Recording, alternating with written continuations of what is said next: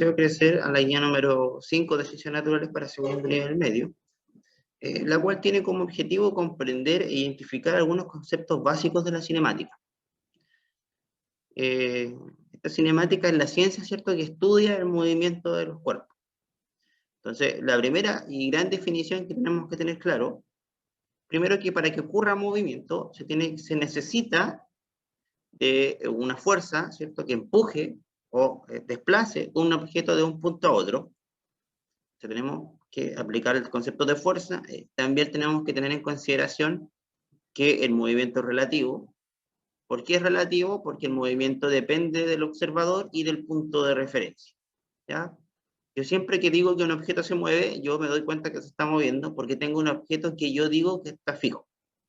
Si yo veo que un bus se viene acercando hacia mi posición, lo más probable es que yo en la calle tome de punto de referencia un árbol, ¿cierto?, que está al lado mío, y me voy dando cuenta que este objeto, que es el automóvil, se va acercando respecto al auto, o respecto al árbol.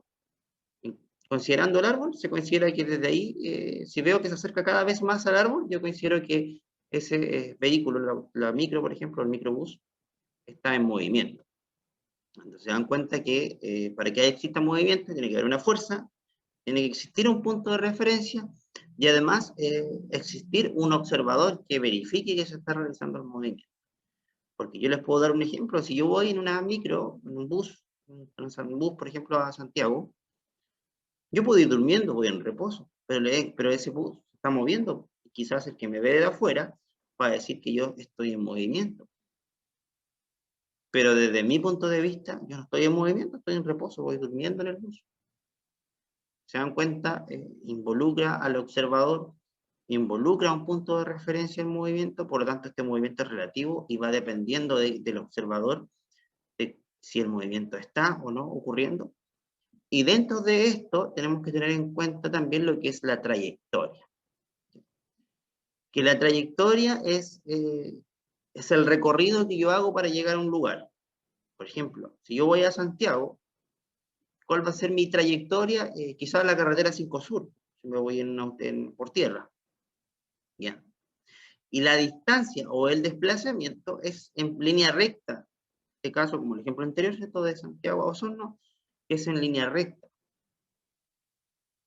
Difícilmente un trayecto tan largo como a Santiago, ¿cierto?, de Osorno, que son como 1000 kilómetros, yo lo voy a hacer en línea recta. Yo lo hago, ¿cierto?, por la 5 Sur.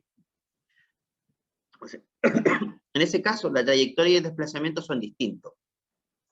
Casi con seguridad, el desplazamiento es más corto que la trayectoria, ¿cierto? Porque la 5 Sur o los caminos, ¿cierto?, cuentan con curvas, pendientes, por lo tanto eso hace que uno se retrase y el movimiento sea un poco más lento en comparación a lo que es este desplazamiento que va desde un punto A a un punto B en línea recta. Probablemente de Osorno a Santiago no sean 1000 kilómetros, sino que son, no sé, unos 900 kilómetros, por todas las desviaciones que tiene la carretera, que tiene que recorrer uno la trayectoria, y esa es la diferencia, y está dentro de las cosas que yo les voy a pedir cuando hagamos las actividades de este instrumento, ¿cierto?, de evaluación. Bueno, yo le hice algunas preguntas de desarrollo que tienen que ver precisamente con la diferencia entre trayectoria y desplazamiento y lo que es la cinemática. Luego les pido que realicen ejercicios, en los cuales yo les pido que calculen la velocidad de un objeto. Hay que tener en cuenta que velocidad, su fórmula es distancia, ¿cierto?, lo que recorrió en metros o en unidades de medida, que pueden ser metros, kilómetros, centímetros, dividido por una unidad de tiempo, ¿cierto?, que puede ser minuto, segundo, hora,